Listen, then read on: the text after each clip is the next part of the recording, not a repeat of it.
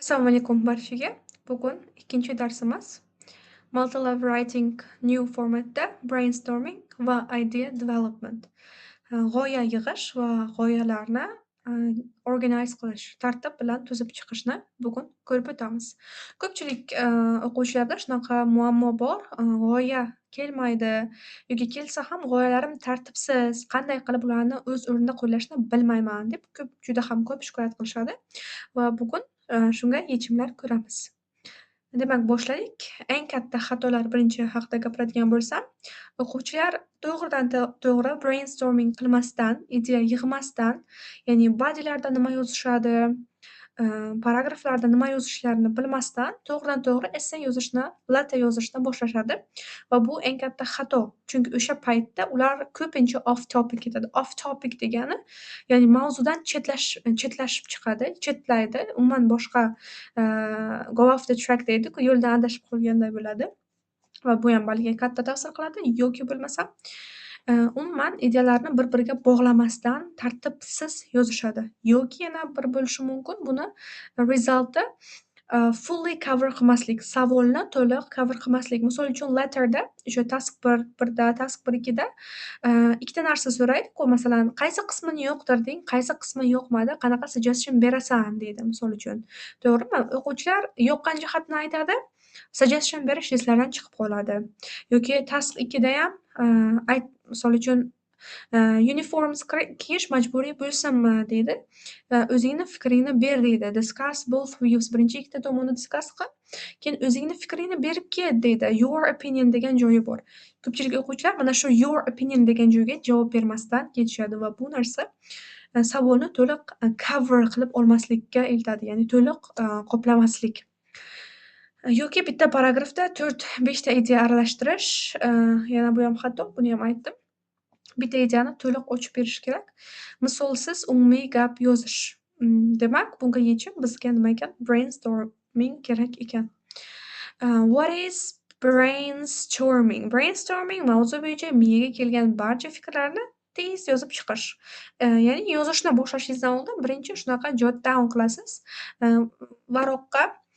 Varoqni chetida mana shunaqa qisqa-qisqa tezgina nima keldi miyangizga o'sha mavzuga aloqador hamma ideyalarni yoki topic specific vocabulary kelishi mumkin, to'g'rimi, miyangizda? Shularni tezda yozib chiqasiz.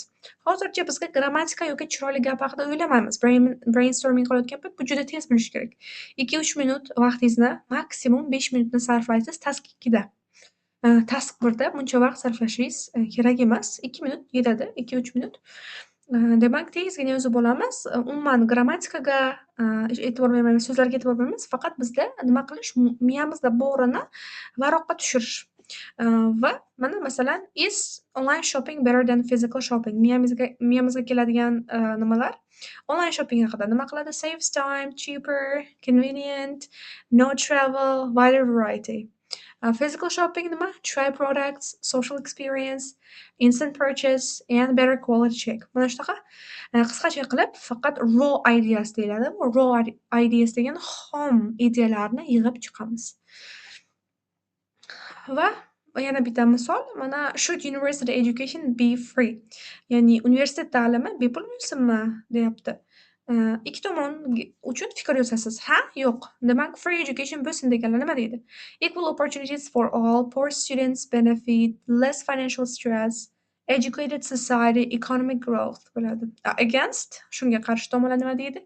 Government budget problem, higher taxes, students may not value it, overcrowded universities deb mana shunaqa qisqacha yozib chiqamiz va idea developmentda endi shularni orasidan zo'rlarini baribir bo'ladi-ku ichida, to'g'rimi? Ahamiyat jihatdan birinchi, primary, secondary bo'ladi. Doim birinchi o'rinda keladigan ideyalar, ikkinchi o'rinda keladigan ideyalar, ikkinchi darajali. Mana shuni endi qo'yib chiqishimiz kerak. Demak, mana shu narsa brainstorming ekan. Idea development nima? Idea development bitta fikrni bitta gap bilan tashlab qo'yish emas, balkim uni tushuntirish, misol, natija, result bilan uni kengaytirib tushuntirasiz. Elaborate desak ham bo'ladi, detailed desak ham bo'ladi. Ya'ni elaborate degani puxtalashtirib berishimiz kerak. Puxta berishimiz kerak. Detailed, hamma narsa detailed bo'lishi kerak. Detal aytishimiz kerak bitta ideyani. Shunchaki masalan online shopping saves time nuqta emas. O'zingizdan savol so'rashingiz kerak. How it saves time? Qanday qilib bu vaqtni tejaydi, to'g'rimi? Xo'p, misol bering, vaqtni tejashi qanaqa o'rinda? Masalan, talabalar aytasiz yoki ishlaydigan, nimalar bor, onalar bor, ham ishlaydi, ham household chores, family responsibilities, ham o'qiydi. O'shalar uchun deng misol berish mumkin, to'g'rimi? Va rizalti nima? Rizalti, bemalol work life'ni ham, studies'ni ham balance qiladi, equally olib boradi. Mana bitta idea mana shunday to'liq ochib berilishi idea development deyiladi. Shunchaki prosta online shopping saves time, question emas. To'g'ri, buni hamma biladi. Qanday qilib vaqtni tejaysiz? Chunki uydan chiqishingiz shart emas. O'tirgan joyingizdan bemalol hamma narsani buyurtma qilaverasiz, to'g'rimi? You don't have to go out deb mana shunday tushuntirishingiz kerak. Hamma bilsa ham bu narsani siz so'z bilan ifodalab berishingiz kerak chiroyli qilib. Demak, week writing bo'ladi agar online shopping saves o'sha aytgan nima misolim strong writing bo'ladi. Qachon, nega, qanday qilib, kim uchun, natijasi nima? Kim uchun aytdim? Ya'ni onalar uchun, to'g'rimi? Household chores, child care, hatto ba'zilari ishlaydi ham ularni, they work, to'g'rimi? People like me. So we don't have time to step out of our doors and wander around the malls. Bizda vaqtimiz yo'q bunaqa qilishga, shuning uchun shunchaki comparison shopping online qilamiz. Comparison shopping, it means you compare the prices from different online stores. Har xil online do'konlardan narxlarni taqqoslaysiz, keyin olasiz bittasini. Va bizda bu yerda idea developmentda MIR texnikasi yordamga keladi. MIR texnikasi nima degani? MIR. M stands for main idea, E birinchisi explanation, ikkinchi E example va R esa result. Mana shu texnikadan foydalanasiz. Lekin buni qisqacha qilib, boshqacha qilib bu idea, why, example, so what deb miyangizda yodlangda. Bitta idea berasiz-ku, why deng, o'zidan savol so'rang va javobini yozing. Example berasiz, for whom yoki kim uchun, nima uchun. Va oxiriga result qanaqa bo'ladi? What the result would be like deysiz. Result qanaqa bo'ladi buni? Ha, vaqtini tejasa, o'sha ona, to'g'rimi? Ham uyli, ham ishli. Natija nima bo'ladi? Balans bo'ladi. Ham o'zini o'sha therapy, retail therapy deydi. Retail therapy qilib bo'ladi. O'sha shoppingdan maza qilib bo'ladi. Chunki bu ayollarni energizer, to'g'rimi? Shopping deb aytib bo'lasiz. Demak, mana shu texnika bizga kerak ekan. Endi shuni misolda ko'ramiz. Hozirgi o'sha yana online shopping mavzusiga qaytdik. Weak idea nima edi? Online shopping is convenient. Shunchaki convenient deb qo'yadi o'quvchilar, tamom. Keyingi ideaga o'tadi. Furthermore it saves time deydi. Also deydi, it is cheaper deydi. Mana shunaqa also idea shallow body bo'ladi. Faqat quruq idealardan iborat bo'ladi. Va bizda mana bunday idea development kerak, kuchli idea development. Demak, main idea nima? Online shopping is more convenient than physical shopping. Comparison qilib ketyapsiz. Chunki bu yerda taqqos bo'lishi kerak. Ya'ni real hayotga borib bozor qilish, shopping qilish va online shopping qilish. Va explanation beramiz. How degan savolga javob beramiz. How it's convenient. Qanday qilib bu qulay? This is because mana bizda chiroyli fraza bu yerda. This is because, buni ham yozib qo'yinglar. This is because consumers can purchase products at any time without leaving their homes. Demak, har qanday mahsulotni har qanday vaqtda uydan chiqmasdan xaridorlar sotib olgani uchun. Mana shunday explanation berish uchun ham hali linkerlar beraman sizlarga. Mana explanation berasiz, bir gapdan ikkinchi gapga o'tish uchun in other words degan linkerni ishlatsak bo'ladi. To justify, to support, that is, yoki this is because deb boshlaymiz tushuntirish uchun. I mean that. Endi misol, for instance, working individuals often shop online after work instead of visiting crowded stores. O'sha aytgan misolim, ya'ni ishlaydigan odamlar gavjum do'konlarga borib o'tirishni o'rniga ishdan keyin online shopping qiladi ko'pincha. Va resulti qanaqa? As a result, consequently, thus degan so'zlarni linkerlarni ishlatishimiz mumkin. Shu tariqa degan it saves both time and energy. Ham energiyani, ham vaqtni sarflaydi. Mana bu strong idea development bo'ldi. Agar shu narsa bo'lmasa, writingda xoh IELTS writing, xoh multiple writing, hattoki speakingda ham bu narsa juda muhim. Part 1 da ham, part 3 da ham farqi yo'q. Qaysi part bo'lmasin, mana shu idea development muhim. Shu narsa bo'lmasa, sizni ideyangiz valid bo'lmaydi, asosli bo'lmaydi. Shunchaki quruq ideya bo'ladi. Menimcha tushunarli bo'ldi. O'sha ikkinchi misolni ham ko'ramiz. University education should be free degan savol bor edi-ku. Free education helps poor students. Mana bu idea. Demak, bepul ta'lim kambag'al bolalarga, talabalarga yordam beradi. Bizda savollar, examinerni miyasida savollar o'ynaydi. How it helps poor children? Example qani? The result qanaqa bo'ladi? Poor childrenga help qilsa. Endi ko'ramiz. Developed idea. Free university education promotes equal opportunities. Juda chiroyli fraza, buni ham yozib olinglar. Promote equal opportunities, ya'ni teng imkoniyatlarni promote qiladi, rag'batlantiradi, targ'ib qiladi, encourage qiladi desak bo'ladi. Students from low income families often struggle to afford tuition fees. Explanation beryapmiz. Demak, o'sha kambag'al, qarang, просто poor demasdan endi low income deyilyapti. Juda chiroyli fraza, buni ham yozib qo'ying. Low income familiesdan kelib chiqqan talabalar struggle to afford tuition fees. Bu ham topic specific vocabulary hisoblanadi. Aynan shu ta'lim sohasiga aloqador so'z. Tuition fee degani nima? Universitet nimasi? Nima to'laydi o'quvchilar? Kontrakti. Ya'ni o'qish puli, ta'lim puli deganida tuition fees degan ta'lim puli. Ya'ni kontrakt to'lovini to'lashga qurbi yetmaydi. Afford, qarang, cannot demasdan bu yerda chiroyli so'z ishlatilgan. Просто cannot demasdan struggle to deyilgan. Struggle to. Pay demasdan nima deyilyapti? Afford. Har biri juda chiroyli topic specific high band vocab hisoblanadi. Yozib qo'yinglar. For example, many talented students are forced to abandon their studies due to financial limitations. Demak, ko'pgina talantli o'quvchilar ularni moliyaviy kamchiligi sababli o'qishlarini tark etishga majbur bo'ladi. Forced to degani majbur bo'ladi. Ya'ni bundan boshqa option qolmaydi-da. Tamom, ketish kerak. Nima uchun? Abandon. Qarang, juda chiroyli fraza bu ham. Quit desa ham chiroyli bo'ladi bu yerda. Yarim yo'lda tashlab ketish, abandon ham to'g'ri. Due to bu fraza sababli degani, financial limitations esa moliyaviy kamchiliklar, cheklovlar. Bu degani lack of money deb o'tirmayapti-da yoki doesn't have enough money demayapti-da. Nima deyapmiz? Financial limitations degan fraza bilan beryapmiz. Buni ham yozib qo'ying. Va natija qanaqa bo'ladi? Consequently, providing free education can reduce social inequality. Demak, agar bepul ta'lim targ'ib qilsak, ta'minlasak, bu ijtimoiy tengsizlikni kamaytiradi. Ijtimoiy tengsizlik degani nima? Ya'ni kambag'al va boy orasidagi farq bo'ladi-ku. Mana shu narsa social inequality hisoblanadi. Va yana bir narsani tushuntirib aytib o'tmoqchiman. 4 ta gap bo'lyapti, to'g'rimi? Idea, ya'ni main idea, explanation, example, result bo'lyapti-da, mirror texnikasida. Endi doimo masalan example yozib bilmasligingiz mumkin, doimo. Yoki doimo resultni aytib bilmasligingiz mumkin, lekin ana shu 4 tadan doim 3 tasini yozishingiz kerak. Mayli bir safar example yozmasdan qoling, mayli bir safar result yozmasdan qoling, lekin shu 4 ta mirrorni 3 tasi hech bo'lmaganda bitta ideani develop qilayotgan payt bo'lishi shart va zarur. Menimcha tushunarli bo'ldi. Endi vocab time'imizda bugungi mavzumiz course and studies mavzuda. Hozirgi mavzumizga aloqador topikimizga. Demak, birinchisi course material.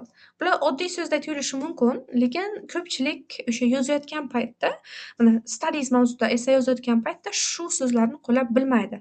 Shuning uchun oddiyroq bo'lsa ham men imni topic specific vocabulary sifatida shularni tanlaganman, lekin yana qo'shimcha tarzda guruhga ham yuboraman. Aynan shu studies mavzusida ko'proq vocab. Endi prezentatsiyada hammasini sig'dira olmayman. Birinchisi nima ekan bizda? Course material ekan. Course materialga nimalar kiradi? Darslar, kitoblar va praktika qilish uchun vazifalar. Course material. The given course material was really informative and engaging. Berilgan kurs materiali, ya'ni kitoblar, darsliklar hammasi ma'lumotga boy va qiziqarli edi. Interactive lessons, mana yaxshi ko'radigan so'z bu, ya'ni o'yin va har xil muloqotlar bilan darsni o'tish. Mana shunaqa interactive lesson deyiladi.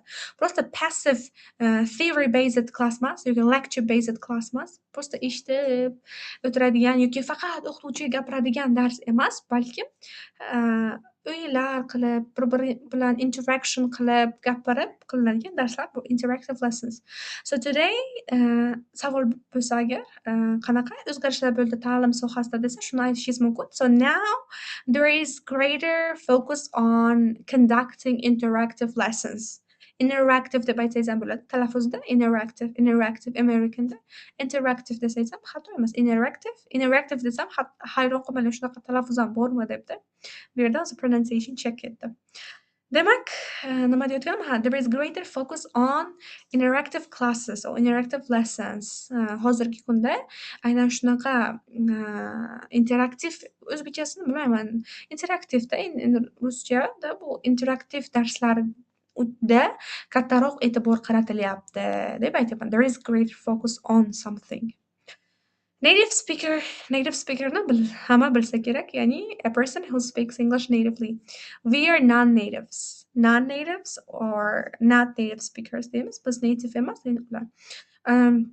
Buni ham ishlatishimiz mumkin. Aynan tilni o'rganayotgan payt native speakerlar bilan muloqot qilish odamni confidence-ni boost qiladi. So, having a real life conversation with native speakers could help the learner to boost his or her confidence while learning a language or while using a particular language. Keyingisi listening practice. Buni bilamiz. Listening practice deyish mumkin. Reading practice.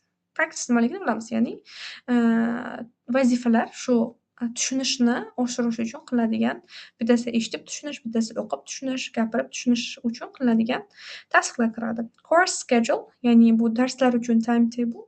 Aytasiz, misol uchun the course schedule is flexible, ya'ni kurs nimasi kurs tartibi, schedule'da xullas, ya'ni dars soati flexible, moslashuvchan, ya'ni bitta fixed emas, moslashuvchan.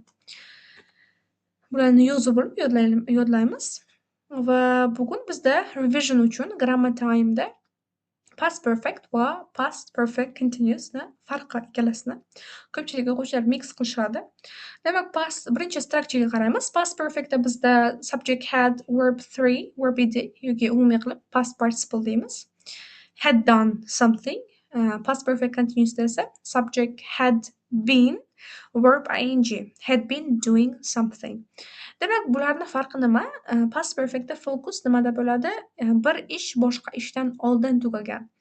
Ya'ni bu odatda past simple bilan birga keladi. Ya'ni bitta past simpledan oldingi zamon past perfect deb aytamiz. Mana masalan, men kecha uyga vazifalarimni bajarishdan oldin TV series ko'rdim. O'zimni favorite serialimni ko'rdim. I had watched my favorite TV series before I did my homework. Ya'ni uyga vazifamni bajarishdan oldin. Uyga vazifamni bajarish bu past simple. Undan oldin qilgan ish harakatim nima? Past perfect. Ya'ni serial ko'rganim. Focus nima ekan? Bir ish boshqa, ya'ni pastdagi ishdan oldin, past simpledagi ishdan oldin bo'lgan harakat bu past perfect beriladi. I had finished my homework before my mom called. Ya'ni oyim chaqirishlardan oldin men nima qilib bo'lgan edim? Uyga vazifamni bajarib bo'lgan edim. Oyim chaqirdilar, undan oldin men vazifamni bajarib bo'lganman. Ya'ni ish oldin tugagan. Misollar: I had eaten breakfast before I left for school.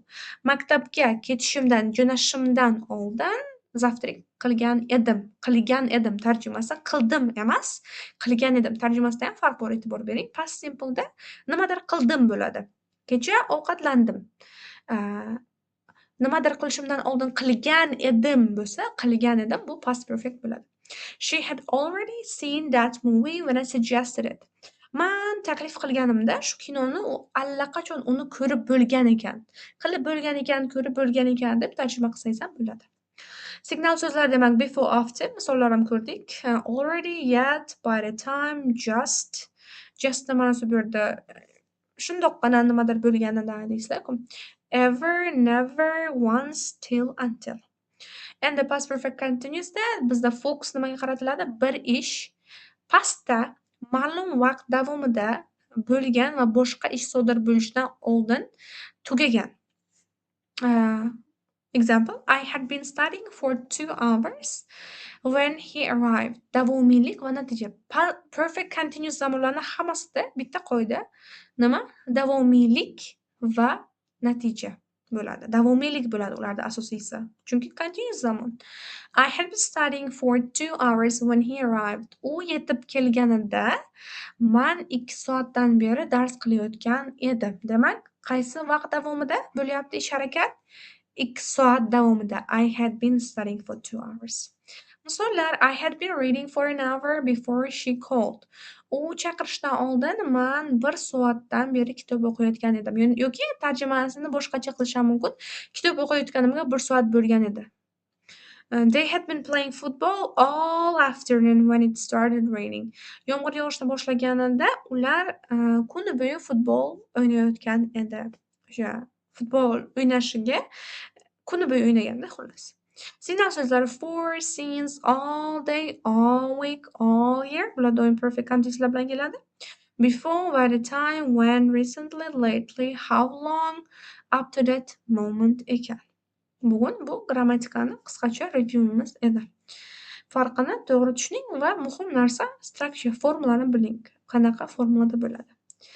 Demak, bizda takeaway bugungi o'rgangan narsalarimiz nima edi? Brainstorming nimaligi, idea development nima, misollar ko'rdik ikkitadan, vocab time, grammar time. Agar shu mavzuga aloqador har qanday savolingiz bo'lsa, bemalol so'rashingiz mumkin. I'm ready to answer. Va endi muhim narsa bizda homework time. To'liq note taking doimiy bu va plus screenshots. O'quvchilar video darslik bor-ku yoki prezentatsiyasi bor-ku, rasm olib qo'yaman, tamom deb o'ylaydi. Lekin to o'zingiz yozib, uni bitta-bitta ko'zingiz bilan ko'rmasangiz, yozib miyangizga yaxshi kirmaydi. Shuning uchun yozib yaxshiroq tushunasiz. 3ta brainstorming drills, buni bajarib yuborasizlar. 3ta idea development activities. O'sha brainstorming qilgan nimangizni, mavzularingizda keyin shuni idealarni development qilib yuborasizlar. Ichidan 2tadan, 3tadan ideani olib o'rgatilgan grammar vocabni ishlatgan holda, ya'ni mavzu ham shu course haqida, studies haqida shunga aloqador bo'ladi. Shuning uchun shularni ishlating. Bugungi grammatikani ham ishlatishingiz kerak, ya'ni past perfect va past perfect continuous. That's it, guys. Our lesson is over. See you in the next class. Bye bye.